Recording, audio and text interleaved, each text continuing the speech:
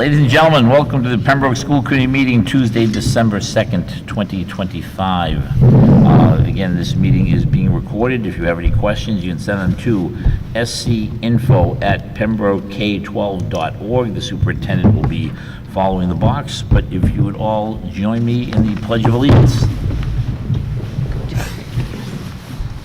I pledge allegiance to the flag of the United States of America and to the republic for which it stands, one nation, under God, indivisible, with liberty and justice for all. Thank you. Okay. Do we have any public comment from our public comment? No, there we go. Acknowledge your scheduled visitors. Thank you for coming. How's that? Is that pretty good? Adjustments to the agenda? There is one adjustment to the agenda. Under my report, we're going to talk a little bit about a MSSAA waiver for cheerleading. So cheerleading is not an MIA sport, but they do require a waiver if we're going to invite 8th graders. So I forgot to include that. But okay, we can fix that. Not a problem. Communications. Any? I had just one. Yep. So the state put out a draft graduation requirement document on the 1st. I made a post about it, so you can go and take a look. It has some initial information about what they're looking for graduation requirements. Again, it's a draft, not something that's final. But if you need the link, it's on my Facebook page, or you could just Google it. I'm sure you can find it pretty quickly. You know, so I did see the paper today, and it looked like to me there was more questions than answers. Yeah, it's like trying to read it, and I found the article very confusing to follow. Yeah, it's about, I think it was like over 100 pages, so it's a dense document, and it's Great. a draft, so you should only look at it if you're really interested. Yep. And the highlights are that you all just approved our competency determination policy, and when this draft is done, we'll make changes to that policy. Yeah. So. Yay. Yay. Approval of bill schedule? It hasn't been out yet. They haven't been out yet. Yep. Okay, good. Okay, I'll take a motion for consideration of approval, school committee meetings, minutes of November 18th, 2025. So moved. Second. Okay, moved by Allison, second from Katrina D. All those in favor? Aye. Opposed? Abstaining? Natalie, it's 5-0 in honor of my friend Patrick. Superintendent's report. Perfect. The first thing under my report is our fiscal year 27 maintenance of effort budget presentation. There's just a handful of slides. I'll talk a little bit about kind of where we're at in the process, some of the assumptions that we're making, and a little bit more about the timeline in which things will become a little more clear. So at the request of Allison, I did update the pictures on the cover slide because the children that were on there before graduated from Pembroke High School 6 years ago. So these are children that still mostly go here, but I can't guarantee they all still go here. So we'll talk just a little bit about where we're projecting 2027 to go. Again, the assumptions that I'm making in that, and there are a lot of assumptions given the fact that it's only December 2nd, and then timeline and next steps for the budget. So our fiscal year 26 budget is $40,457,050. Fiscal year 27 maintenance of effort, so doing everything that we're doing this year at next year's prices would be $41,280,729. So that's a difference of $823,679. You can see below there's some historical increases over prior fiscal years. We are in good shape to where we have been in the past. I do want to remind folks that we would be $457,000 of a greater difference if we did not get that supplemental funding at town meeting. So it would be more in the $1.2, $1.3 million range of a difference, but we did secure that funding at the fall town meeting. That was a combination of some revenue associated with new growth as well as the increase in Chapter 70. Here's the fun part. So there are a whole host of assumptions in our fiscal year 27 budget. As you've heard us talk about pretty much at each meeting since January, we are currently still negotiating the 4 successor contracts for our units with the Pembroke Teachers Association. So there is an assumption in our fiscal year 27 budget for those bargaining agreements, as well as a reminder that our fiscal year 26 budget is still not certified because we are still using just an assumption on those bargaining agreements. So there's like an assumption of an assumption in fiscal year 27. I am optimistic that when we meet again on next Monday, December 8th, that we will be finalizing our financial packages and we'll be able to come back to you with a more concrete number. But again, at this point, there is a placeholder in there. Special education tuition does really ebb and flow pretty significantly over fiscal years.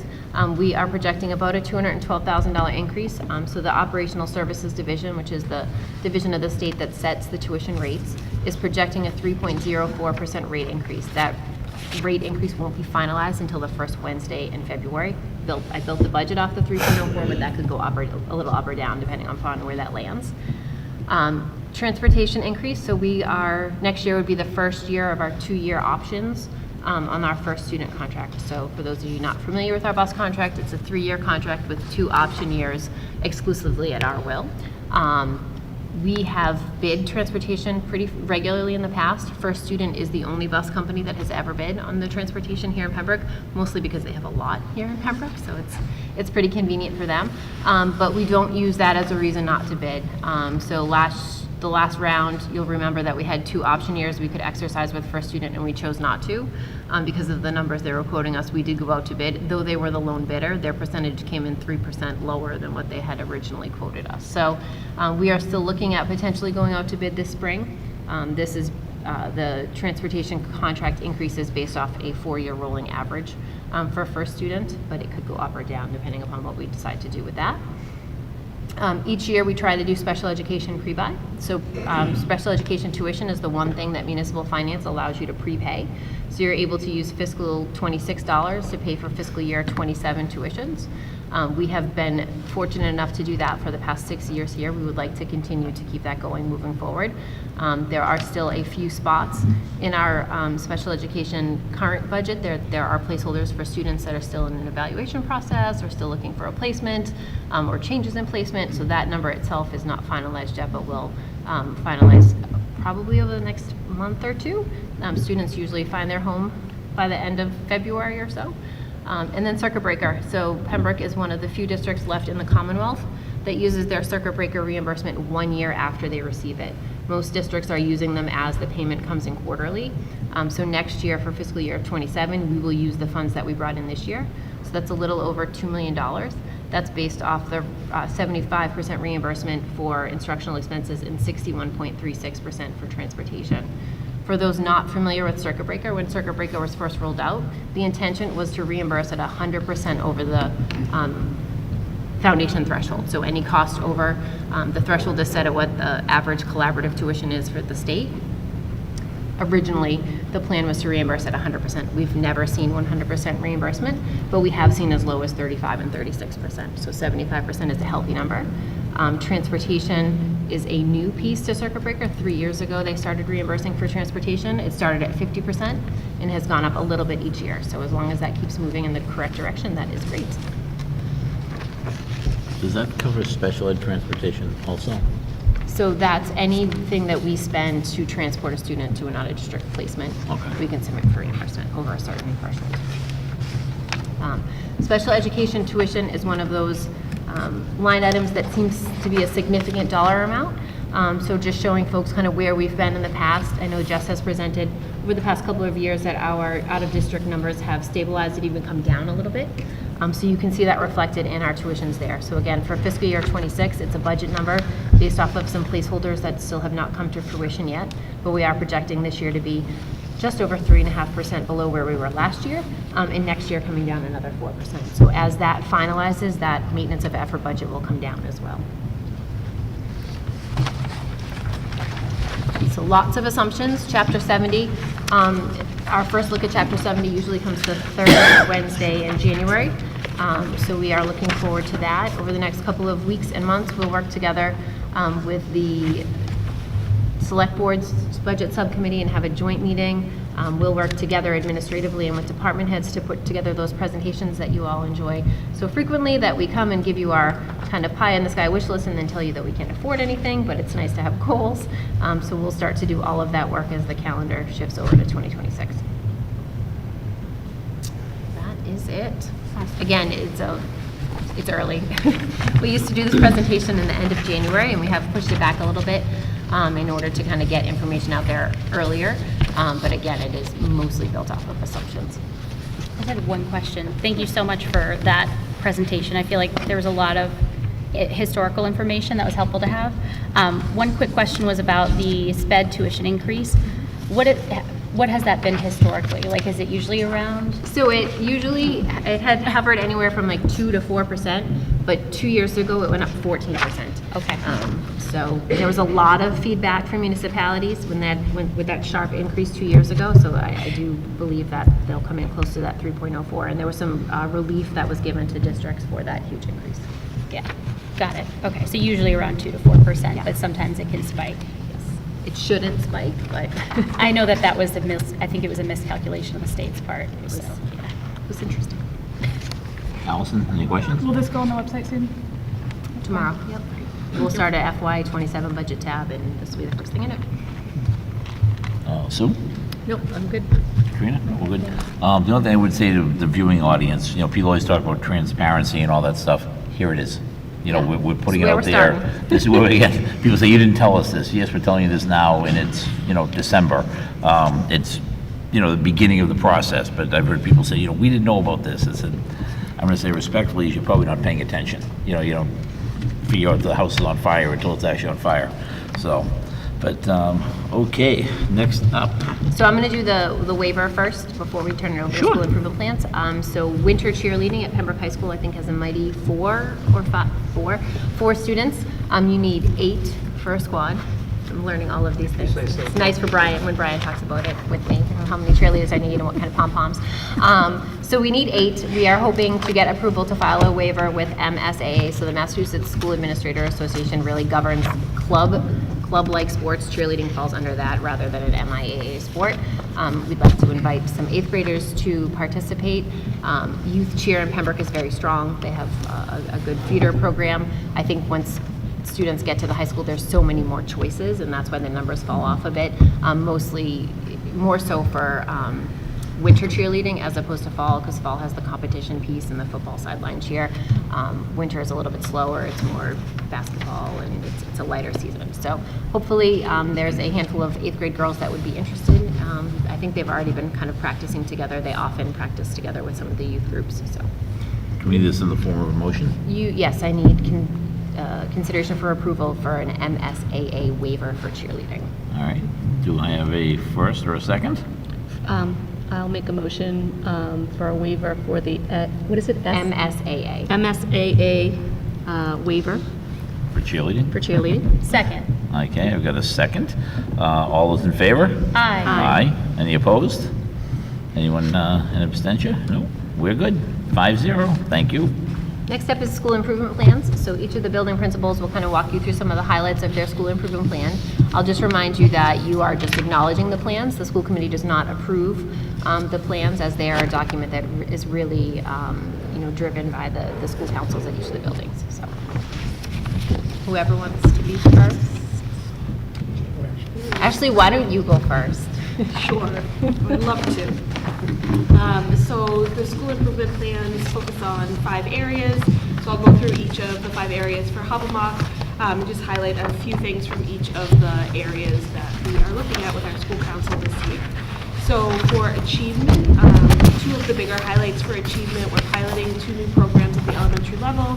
We are piloting simplified writing and FOSS science in many classrooms at the elementary level, and so part of our school improvement plan is to continue to roll that out over this school year and use our professional development time and PLC time at the elementary level to continue to focus on the work done with those 2 programs.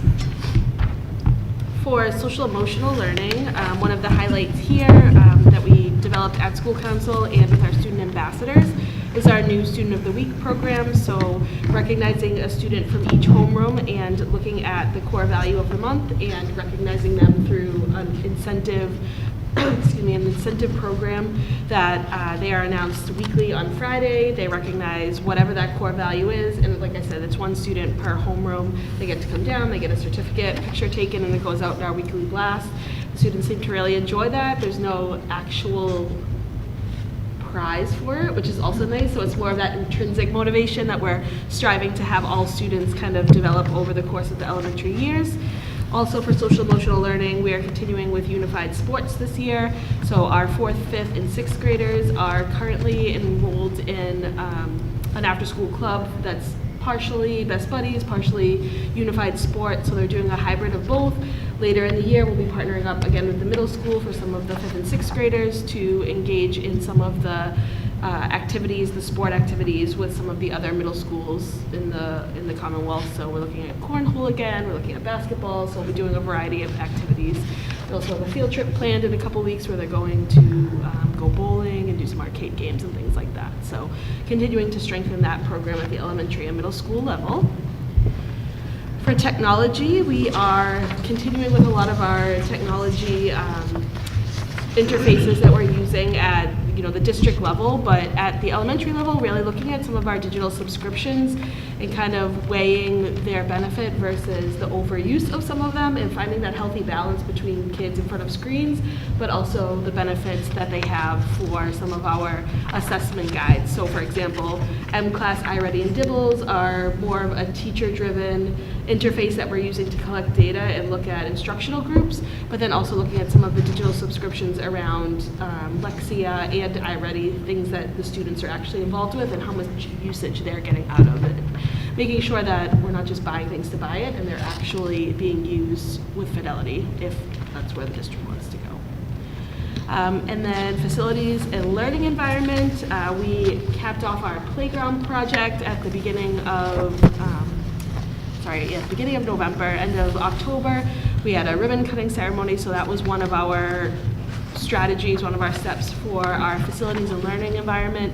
And then continuing to just build maintenance, using our building maintenance request system to really track and monitor the turnaround time for maintenance requests, rather than just word of mouth and email, really using the facilities interface to kind of get people to log maintenance requests and then having the custodians respond in that manner. It's just providing more organization for keeping track of things that need repair or service in the building versus, calling a custodian or sending an email.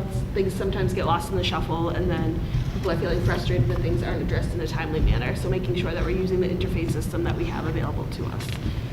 And then finally, for communication, just continuing to streamline communication amongst all the stakeholder groups in the building, whether it be PTO, parent community, staff, administration, really just using the systems that we have in place, such as Seesaw, Google Classroom, and making sure that it's accessible for all families, even those that don't have technology readily available on devices or phones and things like that. So making sure that it's accessible for all in the building.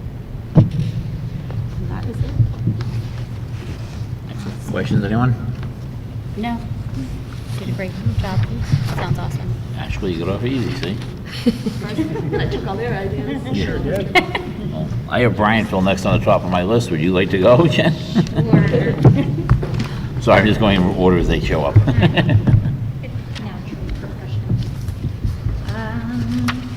see. You did steal a lot. I know. So our school council for achievement, last year we had sort of split it into two, one on K-2 and one 3-5, so that we could pick like which metric of day we focus on. And the teachers on the school council decided that they would like to keep that this year and keep the metric. So we're still looking at Dibbles, K-2, and we're looking at iReady. Am I supposed to hear myself that good? Yes. Yes. You get used to it, yeah. Okay. But if I can't hear myself that good, does that mean I'm too quiet? See? Okay. Fun feature. Okay. Is that better? Oh, there I am. We especially wanted to stay with Dibbles because Allison, as you'd mentioned, in the spring, we're really at that part where we're like with those kids that have been doing Dibbles over time. So we'll be able to not only just look at their growth this year, but we can start looking at over time. And then our biggest focus with achievement that we started talking a lot about grade level last year, and we've done a lot of work already this year, is to connect to what Ashley was saying about the technology programs, like really making sure the students are using it appropriately. Like there's recommended usage times, there's recommended lessons to be completed, and if kids are just going on to go on, and, you know, it's saying they were on 50 minutes, but they've completed 2 questions, that's not utilizing it. So we've come up with ideas on like how to share strategies and ideas on how to ensure they're utilizing the programs correctly. So like 2nd graders now come and get positive office referrals when they hit a certain amount of lessons. 5th grade, that one class just went outside because they earned extra recess for, as a class, hitting a certain amount of lessons. So really trying to like make sure we're maximizing what we have. Social emotional, it's a lot of the same work.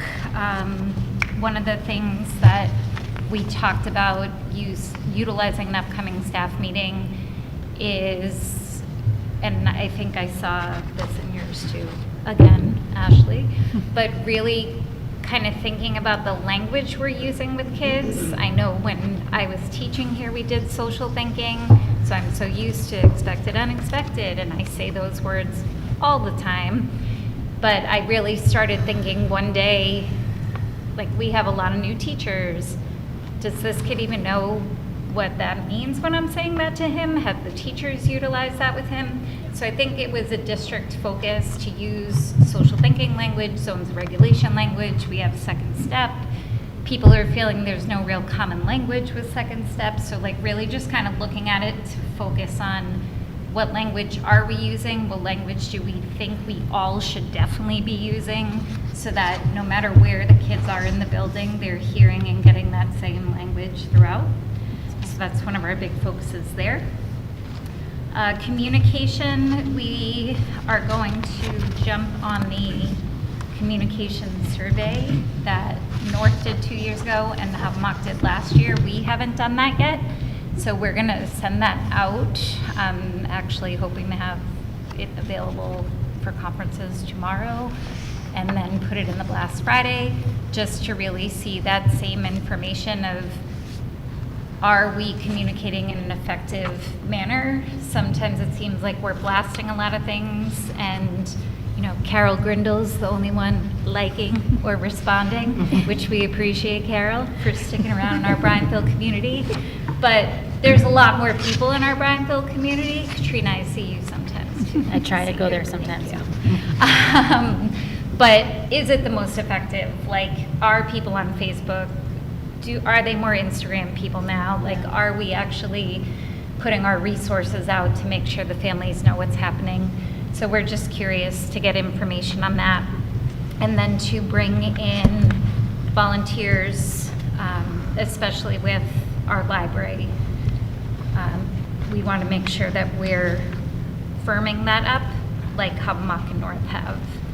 Technology, we're really just same thing, trying to look at the programs, make sure we're utilizing it, and make sure we're hitting all our benchmarks within the other gold areas that connect to technology. Facilities, we got our gym roof. It was magical. There's not going to be a leak tomorrow. There's not, even with this rain. But there are a few other areas where they might, so we're still looking and checking. And then our bigger focus was doors. Like, we all of a sudden had a whole lot of doors, interior, exterior, that were like just not shutting all the way, or like the latchy thing wasn't connecting. So really just to make sure, especially the exterior, and then some of the like LGI doors and the art doors, there's a gym door, just making sure that those are all like securely opening and shutting the way they're supposed to, because it just ultimately comes to safety. Yeah. Seems silly, but like if you have a lockdown and you're in the LGI, you want to make sure the door functions. Definitely. So, of course. Did I miss anything? Good. I had to print them at home. Questions, anyone? I didn't staple it. No, just a comment to say, I love, you thinking about the language use and having that be uniform. It's obvious, like, when you have a group of teachers and then it's been a few years and nobody had that training, so it's smart to be looking at that. And I think it will help a lot with student interaction, so it's great. Mr. Murphy, I guess you get to go next. I've been waiting. No. So, obviously, a lot of what Ashley and Jen have already kind of talked about are really applicable to North as well. I'm going to deviate just from that just a little bit, just to kind of talk a little bit more about underachievement, the early education part of it. So that's one benefit we have here at North Pembroke is housed in the preschool program. And we've had a lot of great discussions during common planning meetings with the teachers and the staff, as well as the paraprofessionals. I actually got a lot of great information out of them. I've been having separate meetings with them just to kind of get in tune with where they're at, as far as their day-to-day job responsibilities. And one thing that we're continually finding is that I don't believe that parents, when they send their kids to preschool, have a total understanding of what we kind of expect those skills that they're coming in with already. So we've done some work around potentially thinking about holding some sort of a boot camp, if you will, in the springtime, and maybe aligning that with the screening process. And notifying parents, these would be great things for kids to come in with. Can I zip my coat? Can I, blow my nose? Things like that. And those are physical types of things, but there's also some pre-academic skills that they can learn as well. And we're kind of focusing on those. And I think what our vision is right now, and this is not my idea, this is a collective idea, is about really kind of maybe having not just that list of skills that they're coming in with, but also like a to-go bag. Here's some games that you can do on your trip down to the Cape this summer. And even if you have 20% of the families utilizing it, it's going to kind of build some momentum, I think. And I think it's something that we need to do, because I think we're always looking at those MCAS scores and grades 3 and above. But I think if we kind of scale down to the preschool level to kind of get those kids more ready, and also a little parent education is kind of where we're at. So that was a big explanation for achievement, but I think that's our major focus right now. As far as social emotional learning, we are looking at, I think I liked what Ashley had said about those tangible rewards and not really kind of where it's at, more of the intrinsic rewards. And I think we want to catch kids being good, and we want to do those positive phone calls home. So we're about to start rolling out that Caught Being Kind kind of a program, because kids really respond to it. I was walking down the hallway today, and a kid saw me behind him, and he saw some paper towels on the floor. He made sure he picked up every one of them. I'll be calling that parent tomorrow to let them know that that's something I recognize, even though he may have seen me, it's okay. Things like that, because I think when you kind of bring that out and you make that available to kids, and you kind of caught being good, I think it goes a long way. The other thing that we're talking about with social emotional programming or social emotional learning is about really getting feedback from teachers in real time. So we're designating right now part of our staff meetings to really kind of go over something I'm calling problems of practice. I think other people use that too, but I'm using it for this. And I'm collecting all of the feedback on a Google form after discussions are held at grade levels. And I'm giving that back to them with some solutions that I can think of, but also looking for some solutions from the teachers. So it's something that, I think people can get frustrated with their day-to-day work with kids, but I think, validating that, something is wrong, but how we kind of go to fix it, it goes a long way as well. So that's the social emotional. Under restorative practices, we are looking more at developing targeted support plans for those kids most at risk right now. We really increased our student support team and how we're operating that this year. It used to be just myself and our assistant principal, Val, and our school social worker and school psychologist, along with our school nurse. Right now, what I'm finding is we're bringing in more often our behaviorists for the district to kind of problem solve student issues in real time. And a lot of times what we're finding too is grabbing that teacher from the classroom. Can you spend about 10 to 15 minutes with us right now in this think tank? Because we want to make sure we get it right. So it's that kind of, communication that needs to happen on a more regular basis. So we're really excited about that. And then I think, as far as our mental health staff, leading more small groups on friendships and conflict resolution and things like that. I think we're all struggling with that right now, and I think that goes a long way as well. As far as community involvement and communication, we're almost done here. I think, the use of the volunteers has gone a long way, even right here in this room right now. We're in our second year of not necessarily having a formal library session, but all the kids come in and they are able to check out books. And it's funny who you get for volunteers. It's not just the moms, it's sometimes the grandparents, and sometimes it's the mom of your reading specialist. and they come in and they're doing all that work as well, which is really kind of neat to see. And those people show up every single time we call them. So, and the kids really enjoy coming as well. So I'm really happy to have them on board as well.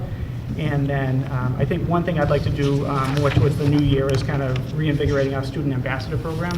It was a club last year. It kind of fell by the wayside because we had new clubs kind of coming on. So we're looking to do something more internally during the school day, more club-like for that student ambassadors, and really taking ownership over the school day. And then just the last thing about facilities, I know you guys got the playground, you guys got the roof, but we got some stuff too. And thank you to the school committee for the funding of the light project. We're about 2/3 of the way through right now. I do envision that probably by end of January, beginning of February, it will be complete. It's been really nice to see because the classrooms are so lit up. But we also got some plumbing done over the summer as well. So I know I talked to you at my beginning of the year remarks about having our water bubblers installed. So we have now 7 working water fountains, which are all filtrated as well. So I think the one thing we're trying to do right now is, I think similar to the other 2 schools, is really get ahead of some of those bigger issues that are happening in the buildings. I'm now doing quarterly walkthroughs of the building just for myself to get a glance on, ooh, that could really be addressed, and maybe put that on the summer list. Because I think that if you don't do that, you tend to get lost in some of the work sometimes. So I'm just putting it on my calendar as well. So those are my big takeaways. Any questions? Yeah. Well, No questions. very impressive to 3 elementary schools. Donna, the pressure's on. Okay, here we go. All right, I wanted to start kind of on the cover page of mine, just to talk about student representatives. So I have this year 45 students in my student leadership, and a lot of 7th graders come in, and some of them were in the ambassador program. And when I talked to, and my 8th grade representatives had come up from 7th grade up into 8th grade, because I want to give them 2 years of experience and understanding how this process works, and as well as like public schools and the nesting that happens. So I used my 8th graders, and they talked about their experience in this, and I talked about like what this was to be on the school council. And out of probably 27 graders, I think 19 volunteered to be like put into a container to fill out, which I just thought was like really remarkable, right? Because this was probably like 5 weeks ago. So anyway, our 2 7th grade, James and Doucette, and Nathan Skobalov, and Isla Drake and McKenna Reichel are continuing with us, so I'm excited to have them here and to learn the process. We need engaged people in our public schools to continue to keep us strong as a town. And the middle school improvement plan functions a little differently than the elementary, and that a lot of it comes down to like departments. So it's broken down a little bit differently. And so I'm just gonna like kind of do like popcorn a little bit, okay? I'm happy to talk about anything because there's a lot here. So my cap is that my career and academic plan, we're continuing that. That is at least monthly lessons on college and career options to help kids see their future and understand the importance of what we're doing in school now and how that feels. So that's kind of been ongoing. The guidance one here under achievement, we used to do individual, when I say we, I mean the guidance counselors, used to do individual progress report check-in at progress report time. So one-on-one, it would be pretty quick, but they go through it. What the guidance counselors has found is that doing it in whole groups holds everyone accountable in a bigger way, and also reinforces the message that we all have things that we're really good at.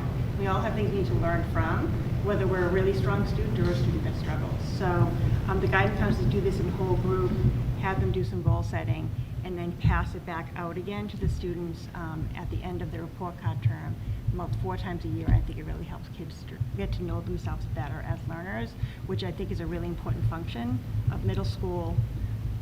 Sometimes I think middle school is like being on a bicycle with training wheels, right? It's kind of like high school, but it isn't. And the training wheels come off, and you're in credit bearing at the high school level. Stakes go up a lot. So it's important that we kind of support kids to really understand themselves as learners at the middle school level. I'm going to pop over to social emotional. I'm going to start with guidance again because that's the one so we're trying to build students' executive functioning skills, which is what we're finding always, but more so since COVID, that students' executive functioning skills, there's some real gaps there. And what the guidance counselors are finding with the students is the students have found getting backpack cleanups to be like incredibly helpful. And I know for myself, when I've got a lot to do and I'm trying to procrastinate, if there's anything out of place in my house, it's harder for me to focus, right? So I think when kids have an organized backpack, their brain feels more organized. So now they've been doing, and it's amazing how many papers middle schools collect. But also helping them determine, like, what is something you need to save and what's something you don't need to save. So kind of working with them on that, as well as some of the underlying skills, is some of the things they're working on. Unified sports, Ashley talked about that. We do have a field trip coming up. So we're hoping, I'm trying to selling it at lunch. I don't know how your numbers are going, but I'm hoping to rev up some support for that. Student leadership, I really want to talk about kind of service learning, being a servant leader, and thinking more about what we do to give back to the community. The students want to do disability awareness training again this year with younger students.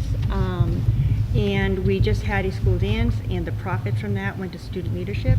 And we're going to use that to do like a bag lunch program at Father Bill. So it took me a while to find an opportunity. I wanted to take the kids to like a homeless shelter or something, but you have to be 16 or 18. So Father Bill's offers a program like in-house. So I'm working with my cafeteria manager and my school nurse, who all want to be involved in doing this. So we're going to be booking that and using the profits from that to buy food. Technology, a lot of just using the program, similar to finding out the balance between using technology and also doing one-on-one. So I went through probably about 6 weeks ago and did like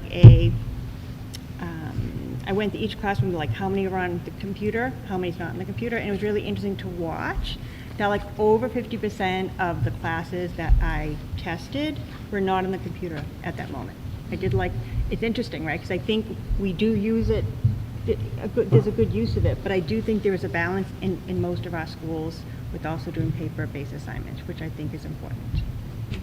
And communications, just working on that. I think that the challenge with communication is I think we communicate a lot, but the other challenge is I think the parents are just inundated with so many things to do and how to sort through that. So trying to figure out how we make sure that's a little more targeted to give them kind of the right information, kind of maybe at the top, and less,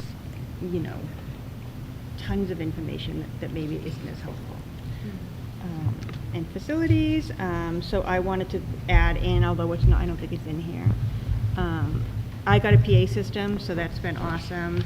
That works. And it actually is tied to our student information, to our spell system. So like an early release date automatically resets itself. It used to be like, oh my God, get the bells. And we have a new weight room at the middle school, which is earlier in the, and that's been really great with our strength and conditioning elective. We have a weight room which feels a little more like community high school, so that's been really nice. Questions from me? Away from that's interesting. Yeah.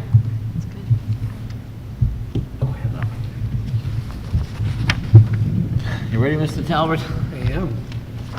Good evening, everybody. The high school improvement plan has the same 5 categories as obviously the buildings, the district goals, and so our job is to help you meet your goals. For our achievement goals, we have 2 of them, and they are driven by our NEASC accreditation visit 1 year ago, almost to the day. We certainly had some recommendations there. That report was, I thought, very positive, but there were some recommendations for improvement. They're called priority areas, and in that report from last year, they essentially required us to develop a school improvement plan around those 2 priority areas. So if you're looking at the plan, Achievement Goal 1 and Achievement Goal 2, you'll see parenthetically at the end of the goal, I'm telling you where it's coming from, right? It's directly quoted from the NEAS report. And in order for us to,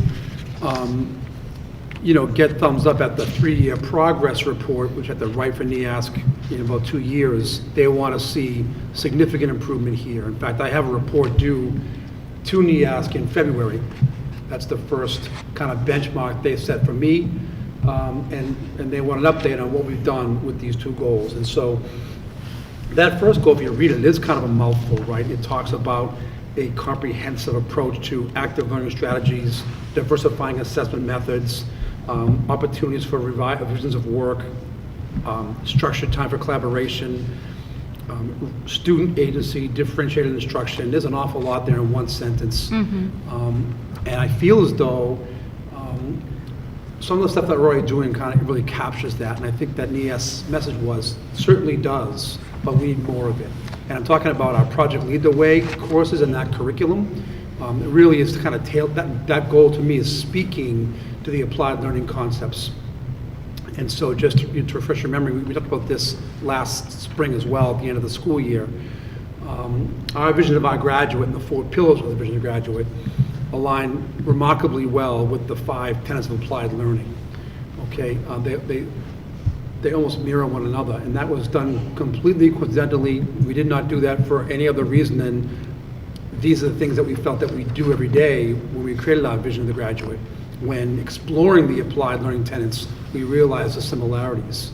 And so what we have in that first goal there is a group of teachers who, as part of their choice for professional development, they are committed to working together as a small group. It's a small but mighty group that I'm calling early adopters, where they're meeting during their professional development time. They are sharing lesson plans with one another. There's 5 of them. And then they're looking at the applied learning tenets to see what's missing in this lesson plan. What could you do, almost like the +1 this lesson plan. And the goal then is to have that group towards the end of the school year present to the faculty some of their findings in those collaborative opportunities, trying to encourage other faculty members to join in next year. So you can anticipate this goal being on the school improvement plan next year as well. It is a 2-year goal. It has to be a 2-year goal. It's so broad. Yeah. But I am really proud of the work that they've done. They're putting themselves out there, right? They're taking risks. They're taking their lesson plans and putting it out there for their peers to see, and then they're accepting that critique, that feedback. And that's how you get better. So we've got the rest of the year to go for sure. And I'm encouraged with the work that they're doing, okay? So stay tuned for that. We will not complete that goal by this year, I'll be clear on that, okay? It's a going to huge take another goal. year to get other people to join on board, right? But the Project Lead the Way curriculum is really, is tremendous. It's complete, it's got all those facets of student authenticity, student agency. They're doing the work, not the teachers, right? There's collaborative opportunities, revision and perseverance and learning from your failures and trying again. These are all the things that we want to have all of our courses across the spectrum doing in the very near future. So I think it's a challenging goal, but I think it's one worth pursuing for sure. Okay. The second goal is also right from NEASC as well. I know that those who've been in this business a long time know that we're always looking for professional, collaborative time for our teaching staff during the school day. I've been hearing that for the 33 years I've been in education. It's a problem that seems to never get solved. Okay, but we have to really take a hard look at that. If you notice the timeline for that goal, I intentionally set that for the middle of the year. It says late fall, early winter, because, as Erin mentioned, we're in the middle of the negotiation cycle with the teachers, and common planning time for high school teachers has been part of those conversations. So there certainly is opportunity that this goal gets satisfied through the negotiation process, but it certainly may not. And so we have to then determine, like, okay, now what? Now what? There are other schools that do it. There are other models out there that have a structured time and a process. And so I already have staff members who are willing to serve on that committee when I convene it. I would imagine it would require some road trips to local schools to see what they're doing and kind of observe their model. But I'm looking forward to the opportunity to finally kind of provide this to the high school staff. I believe we're the only building that does not have it during the contractual time, I think. Maybe, I think. Our staff does do it without any question, after school, before school, during their common prep period, but they'll always say more formal, more structured for them. So, again, another kind of high-aiming goal, but one that's very, very important. The social emotional wellness goals really come from the teacher's voice. Mary Beth had polled the teachers last year about their preferences for professional development. What do they need to develop themselves? And I think one of the common responses was they need some support, supporting students, or particularly with the social emotional learning challenges, executive functioning challenges. So a healthy population of high school staff, and I think other buildings as well, are committed to working with Alexis Reed. She is an educational consultant that the district has contracted with, specializing in social emotional learning and coaching and executive functioning. A healthy number of our staff is going to get some support there. That, of course, the goal then would be for them to bring it right back into their classroom. Our technology goal, it's a singular goal, but if you look at the number of bullets there, it's a huge goal.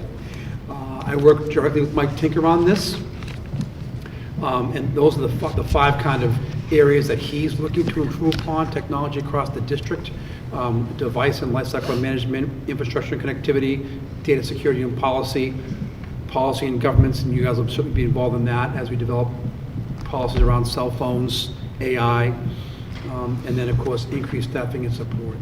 So Mike has shared with me that many of those goals have already been completed. The devices and lifecycle management goal, for instance, is already done, but yet the infrastructure and connectivity part at the high school, specifically transitioning our Wi-Fi access from an on-site server to the cloud.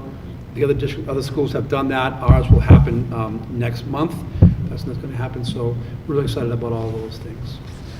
I think honestly, the most basic fundamental goal there was to provide charging stations for student devices in the classroom. Just never thought of it, but he has provided in each classroom with 5 or 6 Chromebook charges, so kids can no longer say, my Chromebook died, can I go to the side of the room in a corner with an outlet, and the teachers just say is minimize the interruptions to learning significantly. Something goes simple as just taking extra Chromebook charges that we've had over the years and put in each room. So That's smart. So Mike's making a lot of progress with that technology goal.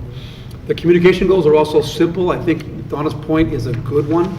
I feel as though we communicate a lot, but sometimes is it too much and hard for parents to kind of sift through all of that.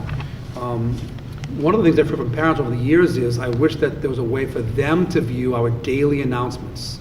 So we send home weekly email blasts that has kind of the more overarching happenings in our school, but the day-to-day mundane things, this class meeting on that day, or a deadline for this is on this day, the stuff we put on our daily announcements, they don't see that.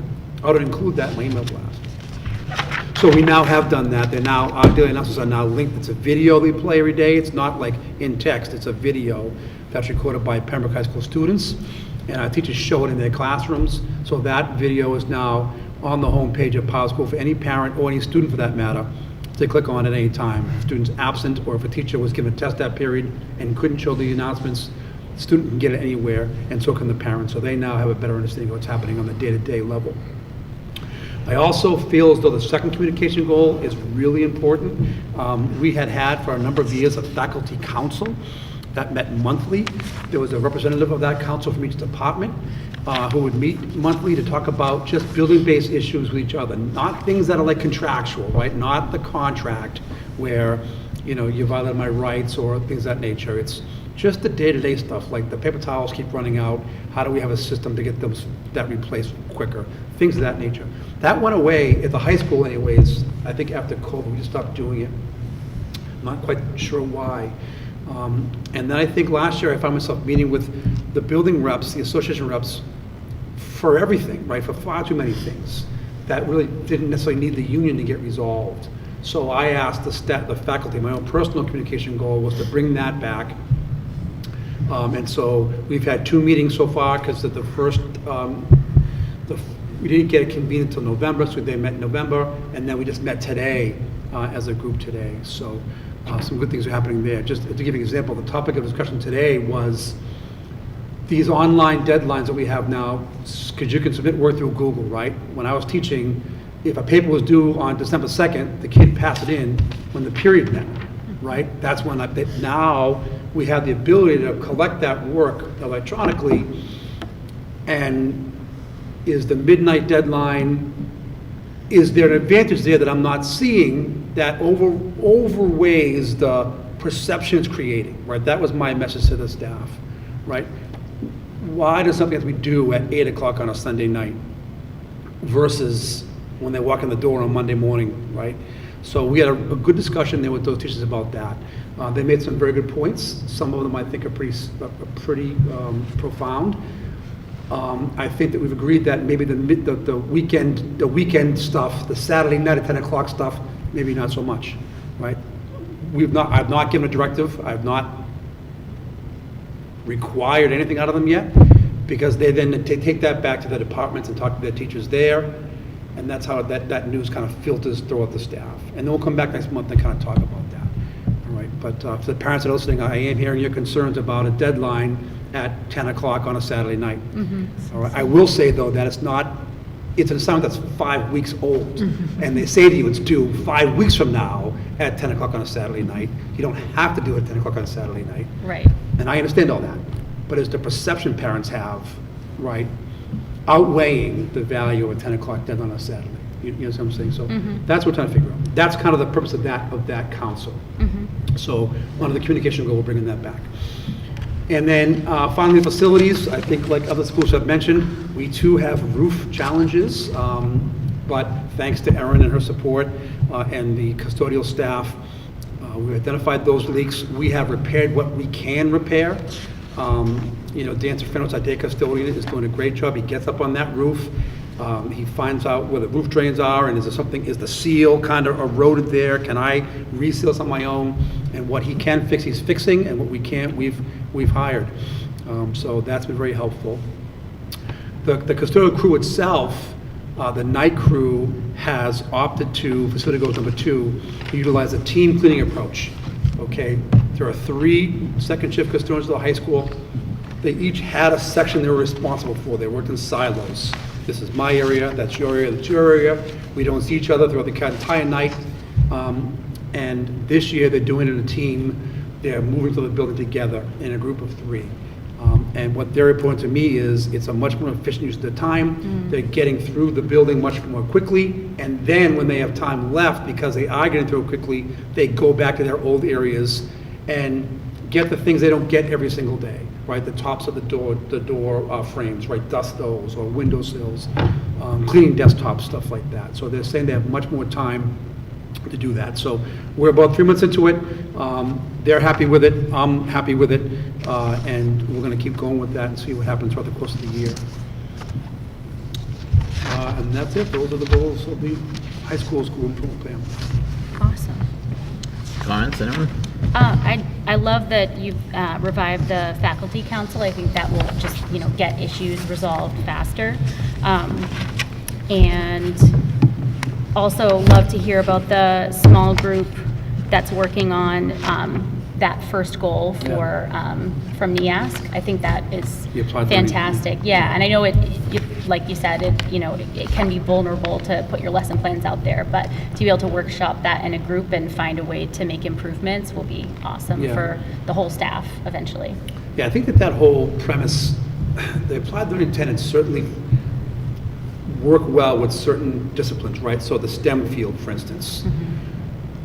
It's the humanities teachers perhaps that are a bit hesitant, and as a former English teacher I understand that entirely, and I'm happy to say that there's a reading specialist in that group, and so she is she's learning an awful lot about these tenets that she heretofore not really thought about incorporating in classes. So I'm looking forward to her kind of maybe connecting with more humanities teachers to kind of get them on board as well. Awesome. Yeah. That's a previous English teacher. Did you just say heretofore? I did. Oh. It's a wonderful word. It's a wonderful coordinating adverb. Yep. Just wondering when I'm going to use that. I was talking to a kid yesterday who submitted a dismissal note, and it had a misplaced modifier in the Oh, note. oh, good. So we had to talk about that in the morning, about misplaced modifiers, and they could cause problems. So anytime you want to talk about this stuff. I'm I'm gonna, here my for next that. email to you, I'm I'm gonna try here to for use that. it, and let's see if I use it right. I just So he wanna- wanted to be dismissed for an appointment at 9 o'clock, but he wrote, I want to be dismissed, yeah, for appointment at 9 o'clock. He had to leave at 9. The appointment was at 10. So he messed that up. You know what I'm saying? Like, at 9 o'clock was the modifier that was misplaced. As I said. I have to leave at 9 o'clock He for would an have been late for appointment. his appointment if I let him pass that note, is the point. You know what I mean? So- He's a tier 2-4. Yeah. Got it. I will ask a question mark, though. In my entire career, at 64 years of age, I've never had to diagram a sentence. And I probably spent years of my life with people drawing lines of where this line went, where that line went. I said, There's even when I still was a time, little- David, I there's said, still even when I was a time. little kid, I used to say, when am I ever going to use that? And at 64, I would imagine you diagram sentences all the time, because you know it, you just don't know it. I'm having definitely had to do flashbacks. that. You guys probably don't even diagram I sentences was bad anymore. at it. Heaven knows. embarrassed. Are there any other comments, folks? Did you go? So I just had a couple of questions. First of all, thank you all for everything that you talked about. You're obviously doing a ton of work, so appreciate all of that. I was just wondering, like, your 2 achievement goals are like, you're doing a ton of work. I mean, these teachers are, is there anything that we need to support you with financially? Like, do you have everything you need to get all of these lofty goals? Uh-oh. Well, now. You will. Time here, Sue, it is I not just want to that know, like, time. what we should Yeah. be focusing on. Thank you, Sue. That question. So when That'll it come comes back time in to your budget collaborative presentation. time and common planning time, I may come back to you for the request Yeah, for that. well, I'm just saying, like, I mean, it's a lot, you're doing a lot. And then I was also wondering, how are you going to measure whether or not these are successful? That's a great question. So that's why it's a nice 2-year goal, to Yeah. give it a bit of time. When we present our findings to the faculty in the spring and try to get some more adopters in, that'll be one kind of a benchmark for me. So Jonathan Shapiro, who is our STEM coordinator, and I will be certainly in those classrooms, kind of watching and seeing what they're learning and what changes they're making to their own instruction and lesson planning. And then hopefully we'll have a larger group next year, and we can continue that process with them, and get in classrooms and support the teachers and ask them what you asked me, what can I give you? And then just monitor the results and watch closely. Yeah. There's a rubric that we created, Jonathan created, it's a single pronoun. I did not create that, Jonathan Shapiro created it, that blends our vision of our graduates with the applied learning tenets. Oh, okay, that's It's a wonderful document. In fact, the first iteration of that was a bit more involved, a bit more complex. We met once as a group, and we kind of simplified it a little bit. And so we'll use that rubric as we're observing classes to see, if we're meeting all of these standards. Yeah. Oh, okay, great. Thanks. Katrina? Joe, I want to put you on the spot. Any questions? This is your chance to question all the people that you had to smile at for the last 11 or 12 years. I mean, no, it all sounds great to me. I like the improvements you're making, especially with the communications, because I feel like it's important. You can't always trust, especially the underclassmen with the morning announcement stuff, like it's due by this date, get it done. And even though it plays every day and in the cafeteria, like it's important to send it in to the parents. And I also liked the no Saturday 10 p.m. I haven't had a lot of experience with that, but it definitely is helpful, like be able to hand something in. I know Miss Ruka, my English teacher, we have to turn things in like before the bell rings for her class, so we can work on it and study tight in time that morning, so we don't have to submit it at 11:59. So. Yeah, in the good old days when you were passing stuff in, if I had study hall first period, I could, and I had something to do second period, I could kind of, work on that. But I do see the point. One teacher said to me today, I don't mean to belabor this point, but she said, I make the assignments due at 7:30 in the morning. Right? Now, they can submit it at 8, doesn't really matter, don't have daily homework.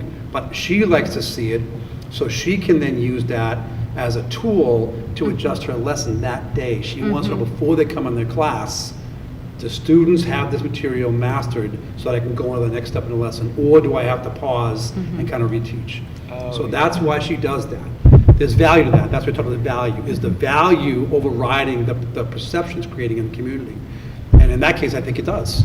And then I'm happy to explain to parents, it's a deadline that's multiple days in advance. It's not, it's not what you're thinking, that kind of thing. Yeah, and I feel like that could depend on the class too, because for AP and honors classes, I feel like maybe that could be expected, like you're gonna get your work done, so you might not need to check, but for some of the CP classes, like being able to have that checkpoint would be important. Sure.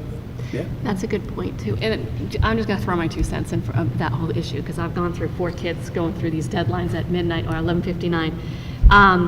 When you have kids that are in AP and honors courses, and they're doing a sport or some sort of a after-school activity, often they'll want, like, I know my son used to stay up until, like, midnight to do, like, he'd come home from the sport, do his thing. Sometimes he'd have to work a little, and then he'd have to stay up till midnight.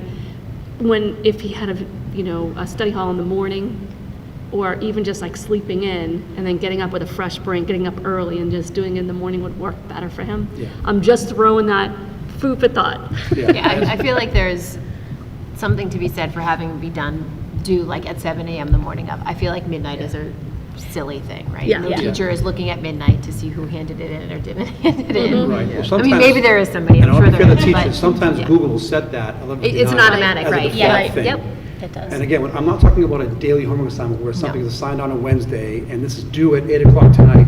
That's not what I'm talking No, about, it's these the longer longer term term. projects where what the teachers say is, well, instead of making it do at 2:20 that day, I'm giving them an extra 10 hours. They've already had 2 weeks, so now it's due at midnight tonight. Go home tonight. I could take it right now at 2:20, or I'll give you tonight too, one more time, but at midnight.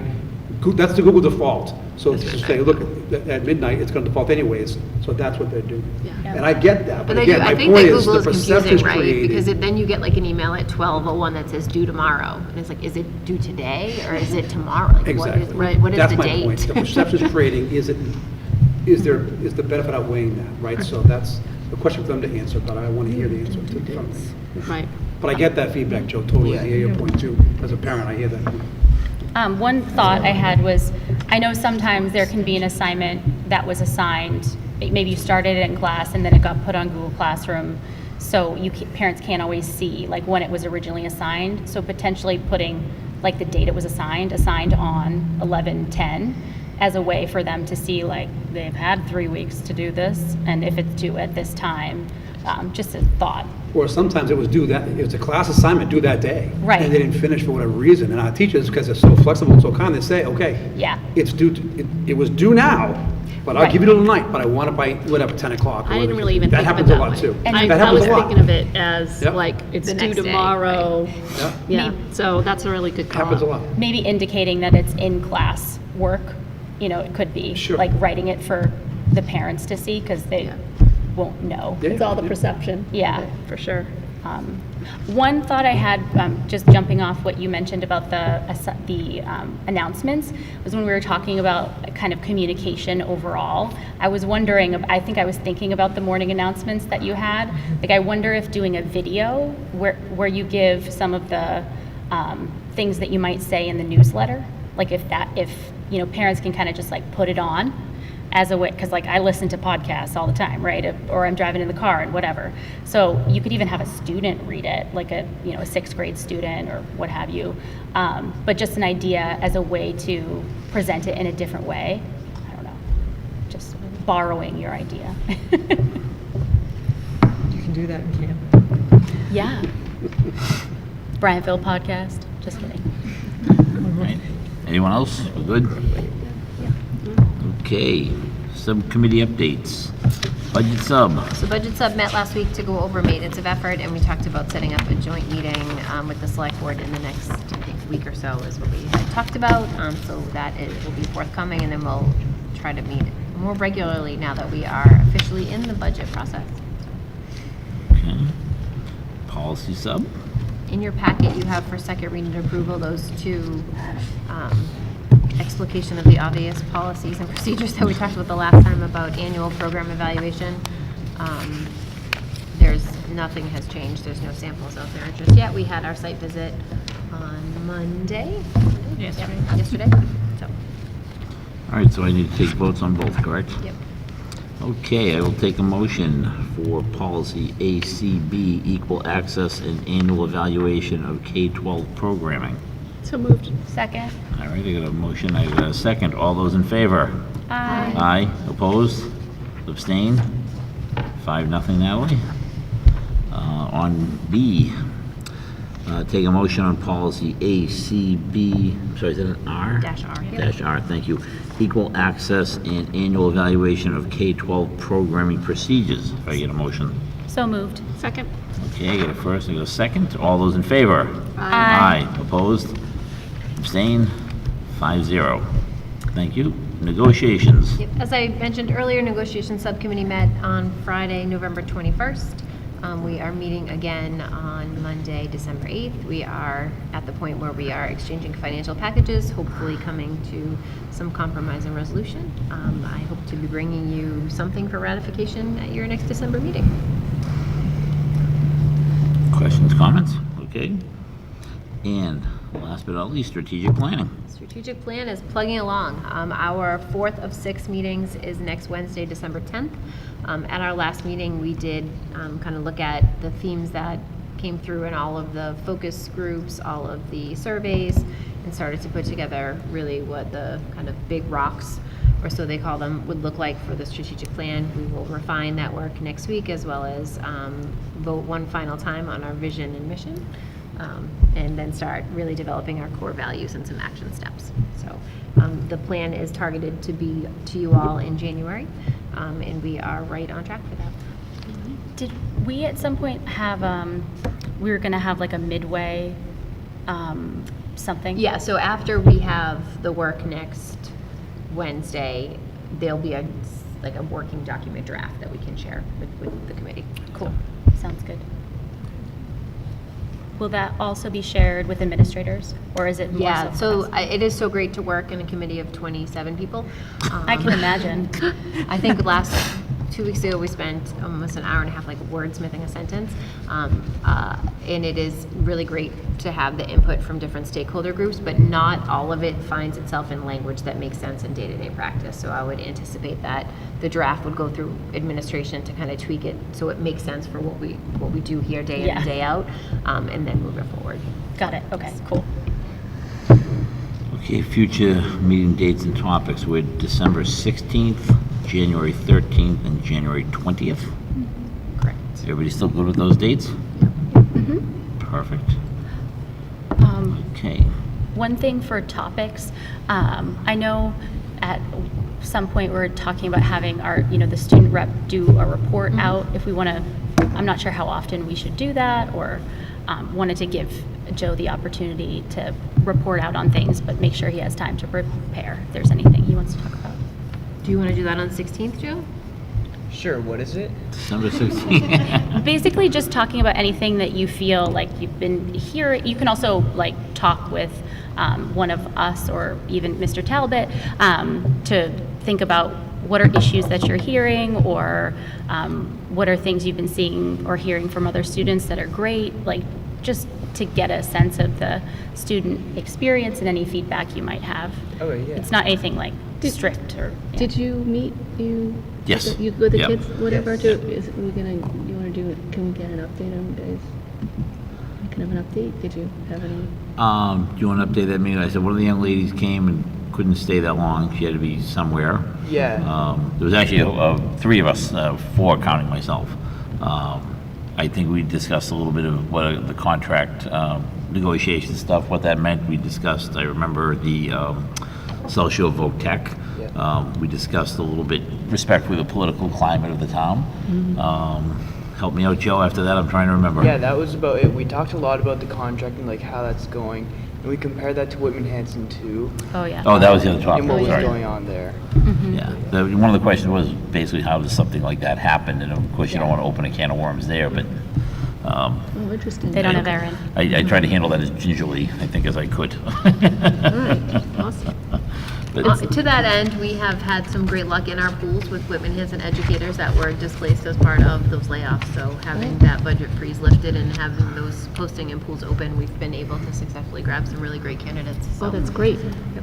Awesome. Fantastic. Okay, so we're going to go to executive Yes. session. First and foremost, thank you, everyone, but we are going to enter executive session pursuant to Chapter 30A, Section 21A3, to discuss strategy related to collective bargaining. An open meeting may have a detrimental effect on the legal position of the school committee as declared by the chair. Could I get a motion? So moved. Second. And a second, and by roll call, Katrina D. Yes. Allison. Yes. Sue. Yes. Katrina S. Yes. And me, yes. 5-0 Natalie. Ladies and gentlemen, thank you. I hope everyone had a great Thanksgiving. Thank you for the presentations. Great job. Thank you very much. Thank you all.